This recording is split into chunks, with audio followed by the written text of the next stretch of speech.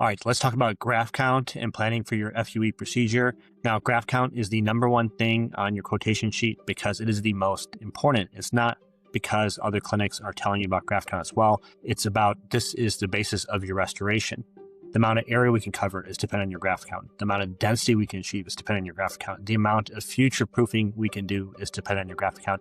And most importantly, the amount of naturality, the feathering of the hairline we do is dependent on graft count. Just to create more natural results, we use more grafts with thinner, finer hairs to create that natural appearance. So one thing about graft count you'll find out in our clinic versus others is that our graft counts tend to be much higher. It could be 50% higher, but sometimes it's quadruple to 5 times it high. And that's because in our clinic, we don't have any limitations when it comes to graft counts. I've done 10,000 graft count procedures before and people where it's appropriate. And we've been able to achieve this because we know it's important. The more grafts you have, and the more need you have to be able to accomplish it technically. So our operations are such that we only do one patient a day. And in fact, we only do one patient every other day when we're doing these larger procedures to have rest in between. We're not limited to 2,500 grafts or 3,000 grafts like other people in the community. We can get up to 10,000 range very easily with appropriate preparation and planning.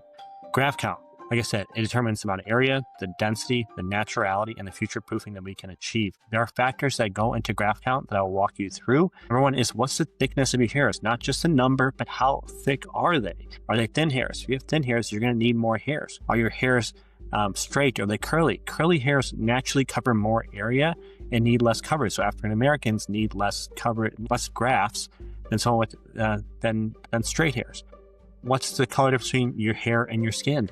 The more contrast there is, the more likely you are to see through the hairs into the scalp. Therefore, if you have dark hair, light skin, we actually need to do more grafts to actually create the visual density effect that you want. If you have thinning behind your hairline, we're going to want to do some more future proofing such that you don't come back from restoration procedure very quickly. And also there's budget considerations that we want to take into account. So these things will create your graft count. I will give you a graft count recommendation number. I'll give you a range. That bottom number of the range is the minimum that you should go with. In fact, I won't write a number lower than I think that is necessary to actually create a good result because we just don't want to put our work behind something that's just not going to look great. I'll write an upper end limit for you too, and this may be something you can try to accomplish in more than one procedure, but if I put the number down, it's probably something we can accomplish in one procedure and get it done for you. So graft count is the number one choice I want you to make. I don't want you to look at anything else until you can put your budget towards a graft count that's appropriate for you.